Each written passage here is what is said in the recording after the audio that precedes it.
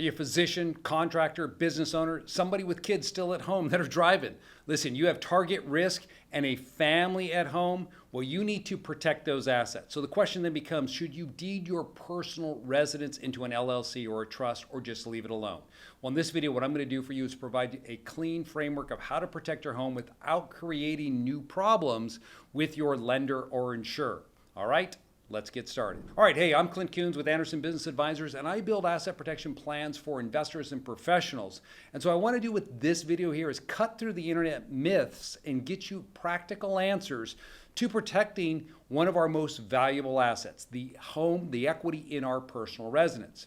Now, why does this matter if you're sitting here watching the video right now? Well, we're balancing three things. Number one, it's liability, right? Can someone take your home from you? The second thing we're looking at is your lender and your insurance. Will your bank or insurer balk if you try to change title of that property? And third, what we're looking at is, can we keep your name off the public record? So if anybody's looking for you, they won't be able to find out where you live. So what do we want to look at first? Well, the first thing I want to do is kill some of the myths that are out there on YouTube about protecting your personal residence.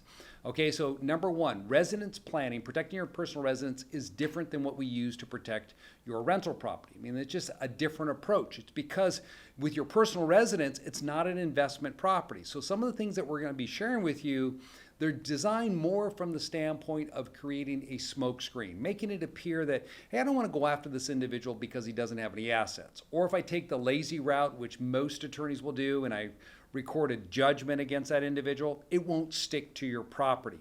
And so that's what we're banking upon, and more importantly, setting it up so people don't even know that you have the asset.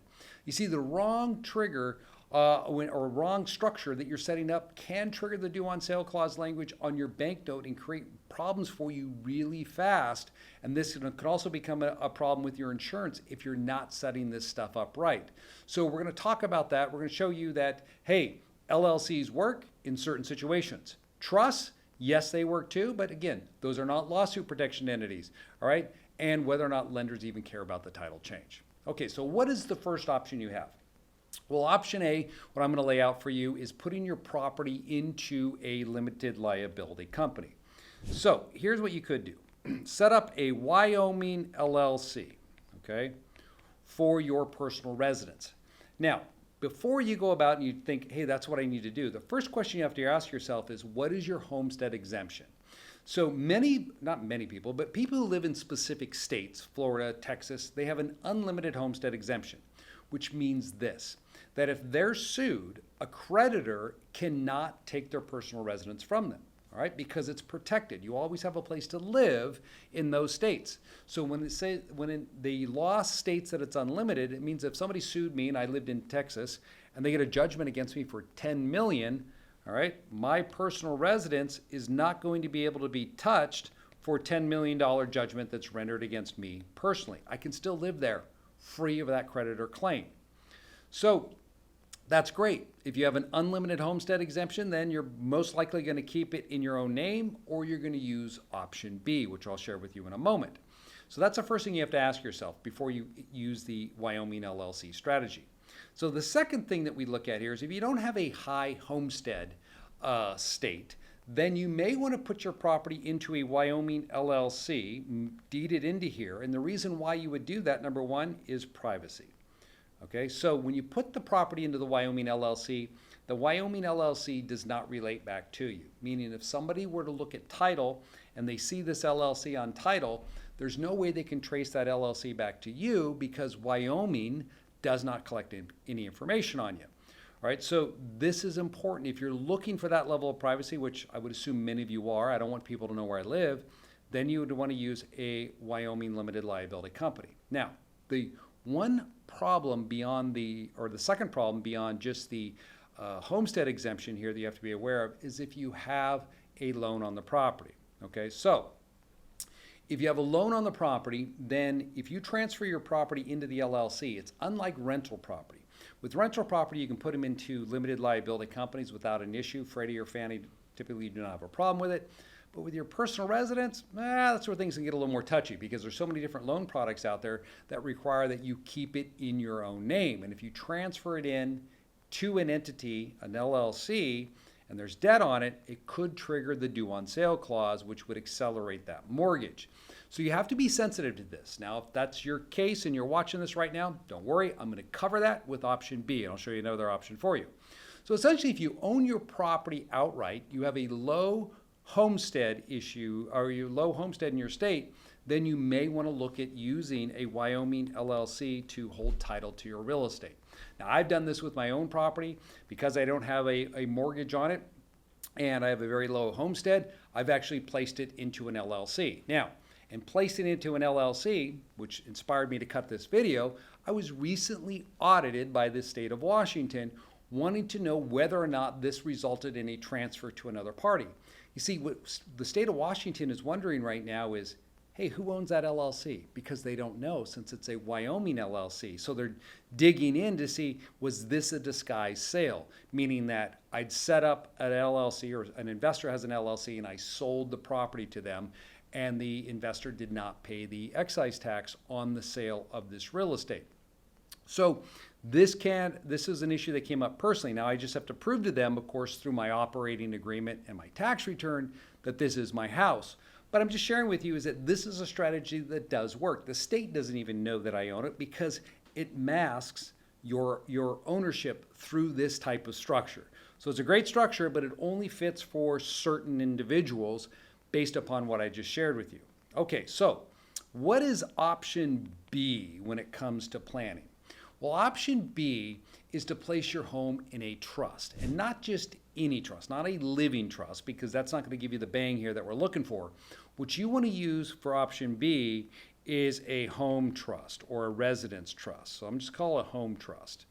All right. And the reason we're going to use this home trust is because I want to get the property out of my name, and I want to put it in a place where if somebody were looking, they don't see that I'm no longer the owner. It doesn't cause problems for due on sale clause because there's still debt on the property. And, well, the homestead, if I have a reasonable homestead, I'm not jeopardizing it there with my homestead protection. So what we do with this home trust is you create the trust. Again, it's not a living trust. This is a separate trust. So here's my home trust. You come up with any name that you want. So unlike the limited liability company that we used in option A, where you have to file the LLC, with a home trust, you're not having to record this document anywhere. I don't have to file it with anyone. It's private. So let's say I call this the Green Roof Trust. All right. Now, the owner of the trust, which we refer to as the beneficiaries, okay? The beneficiary will be me and my spouse, okay? We're going to be the bennies of this trust. We're going to be the owners, essentially, of that trust. Now, the trust does not have to file a tax return. It's not a tax-paying entity. So I have my personal residence out here that is currently in my own name. What I want to do now is move it from my name into this home trust that offers me privacy.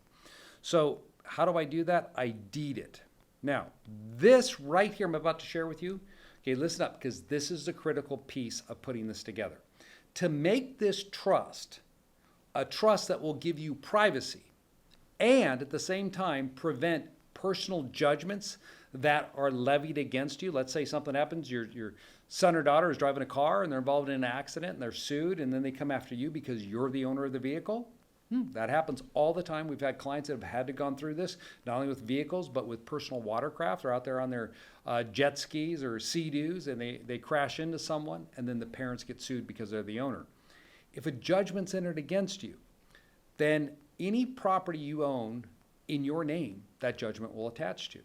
So we have to get your name off title of the property, create a privacy shield around that. And the way you do that is with a nominee trustee. So that means you have to appoint someone else to be the trustee of this trust. And all they're going to do is be on there for a very short period of time.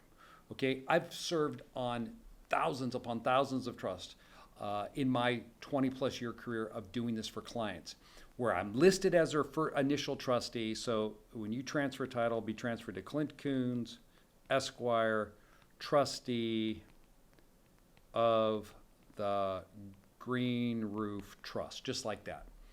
And as soon as that deed is signed by these individuals, homeowners, I resign. I immediately resign my position. And in the trust document, it states, hey, H&W, husband and wife, become the new trustees upon my resignation. So I jump off right away. Now, I know there's some people that are watching this for the first time, and you've not seen my other videos on how to protect your personal residence, or you've been to one of my events that we hold in Las Vegas. We got another one. Our next one will be coming up in December in Dallas, 3-day event. It's phenomenal. If you're concerned about, want to know more about asset protection and tax planning for your real estate investing, you want to be at this event. Now, at that event, we go into this strategy. And every time I ask someone in the audience, hey, how many of you would be nervous about putting my name on title to your house? They'll say, 5 or 6, 50, 60 people, raise their hand. Yeah, I don't want to do it. Why? Because you may take my house from me, Clint. You may move in. I might have to, maybe you like to sit around in your underwear and eat spaghetti and get it all over yourself. I don't want to be around that, right? So people are concerned, rightfully so, because we've been so conditioned to believe that whoever the trustee is, they're the ones that have control. But what if I were to tell you this? You set up this trust and you specify in the trust that the trustee has no control. In fact, the beneficiaries have all the control over the trust. You see, that solves the issue. Not to say as well that you can fire me at any time if I don't resign. So this has been designed specifically to provide anonymity for your house. So let's say these two people here, it was Kevin and Marta, okay, were the owners of the property. All of a sudden now, if you look on title, it no longer states Kevin and Marta, it'll state Clint Coons, trustee of the Green Roof Trust. Even though I resigned, no one knows about this. This is critical. If you want to learn more, go into the notes for this video, and in there's a link for a free strategy session. Click on that link. You can set yourself up with one of our strategists, and we'll walk you through this structure and fill in the details and answer the questions you may have about how it gets set up. Because I get it, maybe it's the first time hearing this. But here's the benefit. By moving that property in, even though it has a mortgage on there, the reason why you don't have to worry about this is because this trust is what we call a grantor trust. It's a grantor trust. And it's set up, there's an estate planning benefit to doing this. So it's like a living trust, and this is what allows you to move your property in without fear that the bank is going to exercise that due on sale clause and call your note due. So that's why we're using this as well, for that level of protection. You get the privacy. The house is out of your name. If a judgment's entered against you, it's no longer going to stick to this property because your name no longer appears on title as the owner of the property. So what do you need to do if you do this? The thing about this as well is that you have to make sure that you get your insurance changed over. Even if it's in an LLC, make sure you contact your provider and let them know I've placed my property in an LLC or I've placed it in a trust, and get those entities named on those policies. That's very important because I hate to see something happen and you're not insured. So that's something that people oftentimes miss when they're doing this. So other things that may protect your home to be aware of. Okay, I talked about the homestead protection. That's 100% protection. Maybe tenancy by the entirety. Okay, that is one way to hold title to property, but the problem is you don't have anonymity when you go that route. Again, that's why I'm going to prefer either the trust in a state where tenancy by the entirety is recognized. And for sure, the other thing I would tell you is, hey, even though you create these structures, and this came up at that event I just taught at, somebody asked me, do I need an umbrella policy on top of this? My answer is always yes. Set up an umbrella policy, because at the end of the day, why not? They're inexpensive to have and they provide a tremendous amount of benefit. Doesn't matter how much protection we put in place with the entities, why deal with it? Put that insurance policy up there and let the creditors go after your policy limits and leave you and your assets alone. Hey, if you liked the video, be sure to hit the like button. And if you're not yet a subscriber, well, you know what to do. And if you want to see me at my upcoming event, the first week of December, where I'm going to be speaking in Dallas for 3 days on taxes and asset protection for real estate investors, hey, go into the show notes. I've got a separate link just for that where you can click on it and you can get registered for that event. I guarantee you're really going to enjoy it. We typically have between 300 to 400 people that come to this event. You'll have an opportunity to sit down and meet with us one-on-one.